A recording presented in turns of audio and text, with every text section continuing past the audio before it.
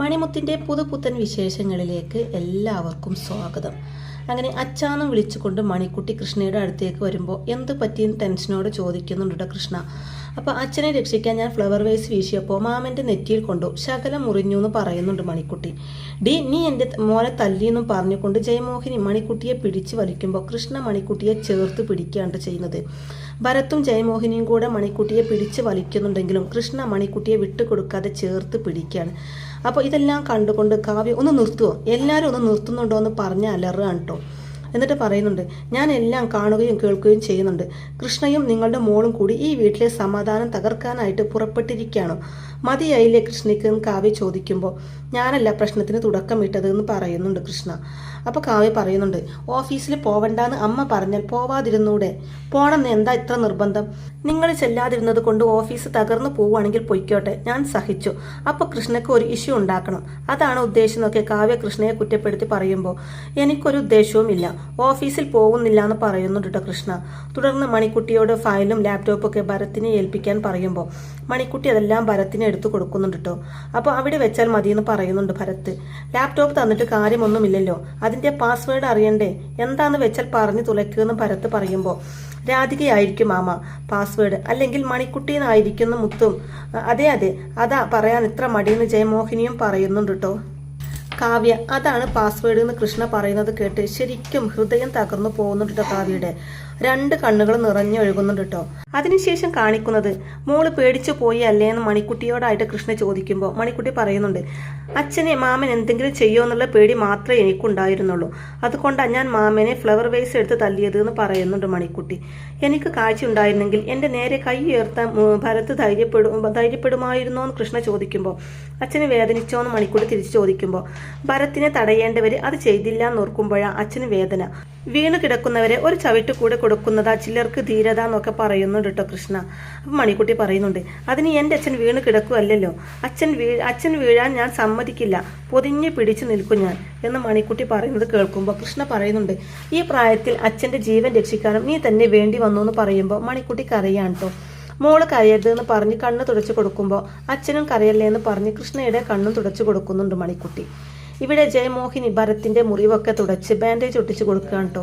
അയ്യോ വേദനിക്കുന്നു എന്നൊക്കെ പറഞ്ഞ് ഭരത് നിലവിളിക്കുമ്പോൾ അടങ്ങി നിൽക്കടാ കുഞ്ഞുവാവ കളിക്കുന്നു എന്ന് പറഞ്ഞ് ബാൻഡേജ് ഒട്ടിച്ച് കൊടുക്കുകയാണ് കേട്ടോ. അപ്പോൾ അത് കണ്ട് പുച്ഛത്തോടെ നിൽക്കുകയാണ് നീരജ. അപ്പോൾ ഭരത് പറയുന്നുണ്ട്, എനിക്കിങ്ങനെ ഗുരുതരമായ പരുക്ക് പറ്റിയിട്ടും നിനക്ക് എന്താ ഒരു മൈൻഡ് പോലും ഇല്ലാത്തത് എന്ന് ചോദിക്കുന്നുണ്ട്. അപ്പോൾ നീരജ മനസ്സിലിങ്ങനെ പറയുന്നുണ്ട് കേട്ടോ, കണ്ണ് കാണാത്ത മനുഷ്യനെ ഉപദ്രവിച്ചതിന് ഇത്രയും കിട്ടിയാൽ പോരാന്ന് പറയുന്നുണ്ട്. തുടർന്ന് ഭരത് നമുക്ക് മെഡിക്കൽ കോളേജിൽ പോയി അഡ്മിറ്റ് ആയാലോ എന്ന് ചോദിക്കുമ്പോൾ എന്നാ ഒരു ഓപ്പറേഷൻ കൂടെ ഫിക്സ് ചെയ്യുമെന്ന് പറയുന്നുണ്ട് ജയമോഹിനി. അല്ലമ്മേ, എന്നെ ആക്രമിച്ചതിൻ്റെ പേരിൽ വധശ്രമത്തിന് നമുക്ക് മണിക്കുട്ടിയുടെ പേരിൽ കേസ് കൊടുക്കാമെന്ന് ഭരത്ത് പറയുമ്പോൾ കേസ് കൊടുത്താൽ പോലീസ് പഴയ ചില കാര്യങ്ങൾ അന്വേഷിക്കും, കേസ് കൊടുക്കുന്നവർ അകത്തുമാവുന്നു മനസ്സുകൊണ്ട് പറയുന്നുണ്ട് നീരജ. എൻ്റെ കേസ് കൊടുക്കേണ്ടതെന്ന് ഭരത്ത് ചോദിക്കുമ്പോൾ അതിസാമർത്ഥ്യം കാണിച്ചാൽ വാദി ചിലപ്പോൾ പ്രതിയാകുമെന്ന് പറയുന്നുണ്ട് ജയമോഹിനി. നമ്മൾ ചോര ചിന്തിയിട്ടും ആർക്കും മനസ്താപമില്ലാന്ന് ഭരത്ത് പറയുന്നതും എടാ നിന്റെ നെറ്റിയിൽ നിന്ന് വന്ന ചോര ഒരു ശുഭലക്ഷണ, വീണ് കിട്ടിയ ഒരു അവസരം ഇന്നുണ്ടായ സംഭവം. കൃഷ്ണ ഓഫീസിൽ പോകുന്നതിനെ പറ്റിയുണ്ടായ തർക്കമാണല്ലോ ഇന്നുണ്ടായത്. ഈ തർക്കത്തിന് നീ ഓഫീസിൽ കയറി പറ്റണം, ചുമതലകൾ ഏൽക്കണം, പയ്യെ എല്ലാം നിന്റെ നിയന്ത്രണത്തിലാവണം എന്നൊക്കെ ജയമോഹിനി പറഞ്ഞു കൊടുക്കുമ്പോൾ അത് ഐഡിയ. എന്നാൽ പിന്നെ ഞാൻ ഇന്ന് ബാറിൽ പോയി വിശ്രമിച്ചിട്ട് നാളെ ഓഫീസിൽ പോവാമെന്ന് ഭരത്ത് പറയുന്നതും എന്തോന്ന് നീരജ ചോദിക്കുമ്പോൾ അത് പിന്നെ ഇന്ന് വിശ്രമിച്ചിട്ട് നാളെ ഓഫീസിൽ പോവാന്ന് പറഞ്ഞതാണെന്ന് ഭരത്ത് പറയുന്നതും ഇത്രയും നാൾ വിശ്രമത്തിലായിരുന്നല്ലോ, നാളെ ആക്കേണ്ട ഇന്ന് തന്നെ ഓഫീസിൽ പോകണമെന്ന് പറയുന്നുണ്ട് ജയമോഹിനി. തുടർന്ന് പറയുന്നുണ്ട്, സ്റ്റാഫുകളെല്ലാം ഇപ്പോൾ കൃഷ്ണ സാറിൻ്റെ ആരാധകരായിരിക്കുമെന്ന് പറയുമ്പോൾ അവരെന്താ MS ധോണിയോ ആരാധകരാകാനെന്ന് ചോദിക്കുന്നുണ്ട് ഭരത്ത്. അവർ ആദ്യം നിന്നെ അംഗീകരിച്ചു എന്ന് വരില്ല, നീ പറയുന്നത് മുഖവിലക്കെടുത്തു എന്നും വരില്ല, അപ്പോൾ എന്ത് ചെയ്യുന്ന ജയമോഹിനി ചോദിക്കുമ്പോൾ ഭരത്ത് പറയുന്നുണ്ട്, അത് സാരമില്ല, ഞാനൊരു അടിപൊളി പാർട്ടി കൊടുത്ത് എല്ലാവരെയും വശത്താക്കുമെന്ന് ഭരത്ത് പറയുമ്പോൾ എടാ പാർട്ടി കൊടുത്തിട്ടൊന്നും ഒരു കാര്യവുമില്ല, മുക്കറ്റം കള്ള് കുടിച്ചിട്ട് എല്ലാവരും നിനക്ക് ജയ് വിളിക്കും, പിറ്റേന്ന് കുടിച്ചതിൻ്റെ കെട്ടുവിടുമ്പോൾ എല്ലാവരും പഴയ സ്വഭാവത്തിലാവുകയും ചെയ്യും. ചെയ്യേണ്ടത് എന്താണെന്ന് ഞാൻ പറയാം, ജോലിയിൽ ആധിപത്യം സ്ഥാപിച്ച് നീ സാമർത്ഥ്യം കാണിക്കണം, അങ്ങനെ സ്റ്റാഫിന്റെ ബഹുമാനം പിടിച്ചു പറ്റണം. ഇത് വല്ലതും നടക്കുമെന്ന് ജയമോഹന് ചോദിക്കുമ്പോൾ അതെന്തൊരു ചോദ്യം അമ്മേ, നടക്കും. ഭരത്തിന്റെ ഇനിയുള്ള നീക്കങ്ങൾ കമ്പനി കാണാൻ കിടക്കുന്നതേ ഉള്ളൂ. ഞാൻ ആരാണെന്ന് അവരെ അറിയാനിരിക്കുന്നതേ ഉള്ളൂ എന്ന് പറയുന്നുണ്ട്. തുടർന്ന് നീരജയോടായിട്ട്, എടി എനിക്ക് ജോലിയും കൂലിയും ഇല്ലാന്ന് പറഞ്ഞിട്ട് നിനക്ക് വലിയ പുച്ഛായിരുന്നല്ലോടി, അതുകൊണ്ടല്ലേ നീ എന്നെ തഴഞ്ഞിട്ട് പോയത് എന്ന് ഭരത് ചോദിക്കുമ്പോൾ അതുകൊണ്ടാണോ ഞാൻ തഴഞ്ഞിട്ട് പോയത് എന്ന് നീരജ തിരിച്ചു ചോദിക്കുമ്പോൾ മറുപടി ഇല്ലാട്ടോ ഭരത്തിന്. തുടർന്ന് ഭരത് പറയുന്നുണ്ട്, ഇനി ഈ പാലക്കൽ ബിസിനസ്സുകൾ മുഴുവൻ നോക്കി നടത്തുന്നത് ഈ ഭരത്തായിരിക്കും. എൻ്റെ ഗ്രാഫ് ഉയരാൻ പോവാ.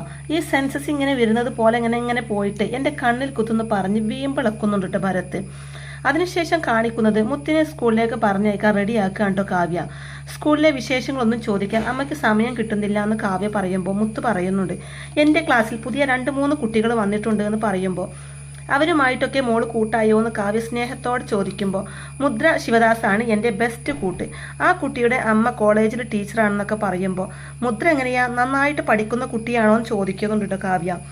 തുടർന്ന് കാവ്യ പറഞ്ഞു കൊടുക്കുന്നുണ്ട്, നമ്മുടെ വീട്ടിലെ പ്രശ്നങ്ങളോ മറ്റു കാര്യങ്ങളോ ഒന്നും മോള് കൂട്ടുകാരോട് ഷെയർ ചെയ്യരുത്, എല്ലാം ഓക്കെ ആണെന്ന് മട്ടിലെ പെരുമാറാൻ പാടുള്ളൂ എന്നൊക്കെ പറഞ്ഞു കൊടുക്കുമ്പോൾ എനിക്ക് എല്ലാം അറിയാം അമ്മയെന്ന് മുത്ത് പറയുമ്പോൾ മോള് ഇവിടുത്തെ വിഷയങ്ങളൊന്നും മനസ്സിൽ വെച്ചുകൊണ്ട് നടക്കരുത്, പഠിത്തത്തിലുള്ള ശ്രദ്ധ കുറയും, നല്ല പോലെ പഠിക്കണം, നല്ല മാർക്ക് വാങ്ങണം, മോള് ഫസ്റ്റ് ആവണം.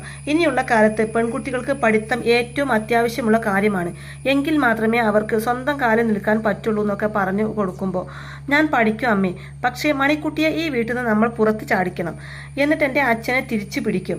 അങ്ങനെ എൻ്റെ അച്ഛനെ മണിക്കുട്ടി സ്വന്തമാക്കണ്ടെന്നൊക്കെ മുത്ത് പറയുമ്പോൾ പക്ഷേ കൃഷ്ണക്ക് കൂടി അത് തോന്നണ്ടേ, അച്ഛന് ഇത്രയും നാൾ സ്നേഹിച്ചത് അമ്മയെ അല്ല മറ്റാരെയോ ആണ്, മുത്തിനേക്കാൾ കൂടുതൽ സ്നേഹിച്ചത് മണിക്കുട്ടിയെയാണെന്നൊക്കെ കാവ്യ പറയുമ്പോൾ പക്ഷേ എന്നോട് ഒത്തിരി സ്നേഹം കാണിക്കുമായിരുന്നല്ലോ എന്ന് മുത്ത് പറയുമ്പോൾ അത് വെറും കാണിക്കാൻ മാത്രമായിരുന്നു. അച്ഛന് അമ്മയെയും മുത്തിനെയും ഒന്നും വേണ്ടാന്ന് കാവ്യ പറയുന്നതും എനിക്ക് പക്ഷേ എൻ്റെ അമ്മയെ വേണമെന്ന് പറയുമ്പോൾ എനിക്ക് എൻ്റെ മോളെയും വേണം, നമുക്ക് നമ്മൾ മാത്രം മതി മോളെന്നും പറഞ്ഞ് മുത്തിനെ കെട്ടിപ്പിടിച്ച് ഉമ്മയ്ക്ക് കൊടുക്കുന്നുണ്ട് കേട്ടോ കാവ്യ.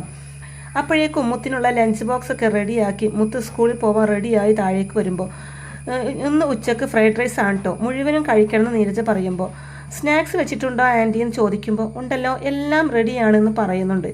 അപ്പോൾ അതേസമയം മണിക്കുട്ടി അവിടേക്ക് വരുമ്പോൾ ഞാൻ സ്കൂളിൽ പോകുന്ന സമയം നോക്കി മനഃപൂർവ്വം വന്നതല്ലേ നീ, ശകുനം മുടക്കാൻ വേണ്ടിയല്ലേ ഈ സമയത്ത് മണിക്കുട്ടി എൻ്റെ മുന്നിലേക്ക് വന്നതെന്നൊക്കെ പറയുമ്പോൾ അതും കേട്ടുകൊണ്ട് വരുന്ന ജയമോഹിനി അങ്ങനെ അങ്ങ് പറഞ്ഞു കൊടുക്കുമുത്തേ. അപ്പോൾ അത് കേട്ട് കാവ്യക്ക് ഇഷ്ടപ്പെടുന്നില്ല കേട്ടോ. കാവ്യ പറയുന്നുണ്ട്, ചോദിക്കാനും പറയാനും ഒന്നും നിൽക്കണ്ട മോളെ, വേഗം സ്കൂളിൽ പോവാൻ നോക്കുമെന്ന് പറഞ്ഞിട്ട് കാവ്യ അവിടെ ഒന്നും പോവാൻ കേട്ടോ.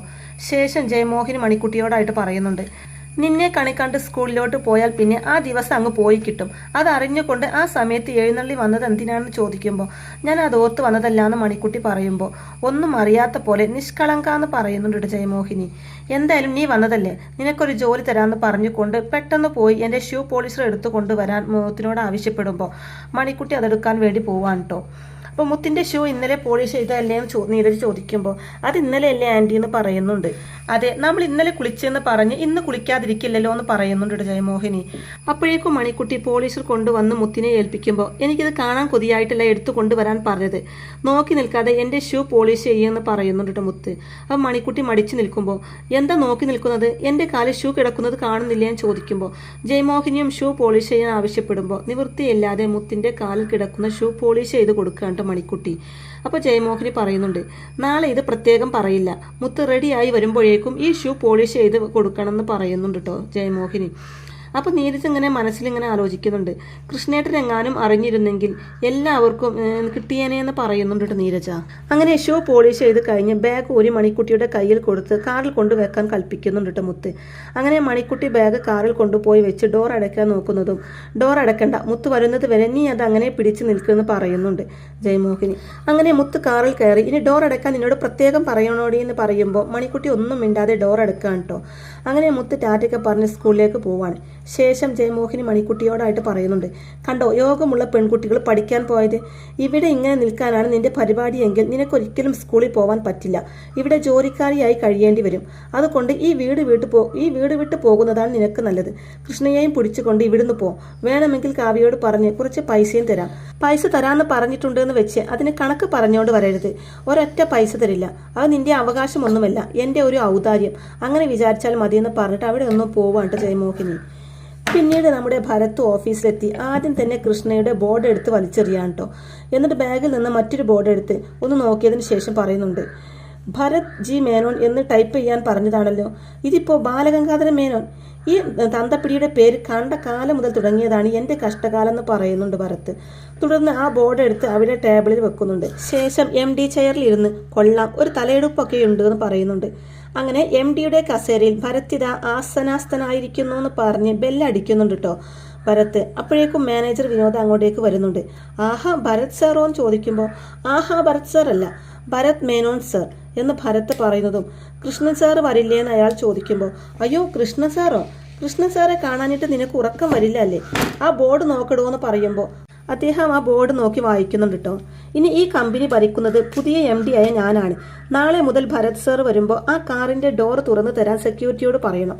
എൻ്റെ ബാഗ് എടുത്ത് ഓഫീസിൽ വെക്കാൻ വിനോദം ഉണ്ടാവണം. ഞാൻ കോളിംഗ് ബെല്ല് അടിച്ചാൽ ആ നിമിഷം എൻ്റെ മുന്നിൽ എത്തിയിരിക്കണം എന്നൊക്കെ പറയുമ്പോൾ എല്ലാത്തിനും ഓ എന്ന് വിനോദ് സാർ പറയുമ്പോൾ എല്ലാത്തിനും കോ എന്ന് പറയാതെ യെസ് സർ എന്ന് പറയടോ എന്ന് ഭരത് പറയുന്നതും യെസ് സർ എന്ന് പറയുന്നുണ്ട് കേട്ടോ അദ്ദേഹം. അങ്ങനെ അദ്ദേഹം അവിടെ നിന്ന് പുറത്തിറങ്ങി സ്വയം പറയുന്നുണ്ട്, അല്പന ഐശ്വര്യം കിട്ടിയാൽ അർദ്ധരാത്രി കൂടെ പിടിക്കും. ആ കൃഷ്ണ സാറ് എന്ത് നല്ല മനുഷ്യനായിരുന്നു, ഇതൊരു നടക്കു പോകുന്ന ലക്ഷണമില്ലല്ലോ എന്ന് പറയുന്നുണ്ട് കേട്ടോ. അതിനുശേഷം ജയമോഹന് ഭരത്തിനെ വിളിക്കുമ്പോൾ ഓ പാലക്കൽ അമ്മ എന്ന് പറഞ്ഞ് സന്തോഷത്തോടെ കോൾ അറ്റൻഡ് ചെയ്യാൻ കേട്ടോ ഭരത്.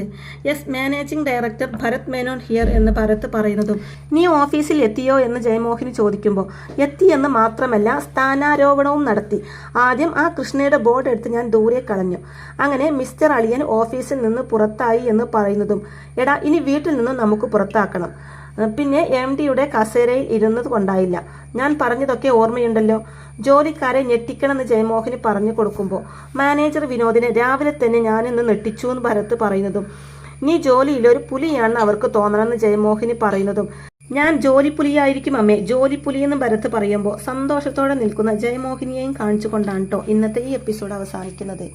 അങ്ങനെ മണിമുത്തലിൻ്റെ അടിപൊളി എപ്പിസോഡുകളൊക്കെ ആയിരിക്കും ഇനി വരാനിരിക്കുന്നത്. അപ്പോൾ ഈ റിവ്യൂ ഇഷ്ടമായിട്ടുണ്ടെങ്കിൽ വീഡിയോ ലൈക്ക് ചെയ്യാനും ചാനൽ കൂടി ഒന്ന് സബ്സ്ക്രൈബ് ചെയ്ത് സപ്പോർട്ട് ചെയ്യാനും മറക്കല്ലേ ഫ്രണ്ട്സ്. താങ്ക്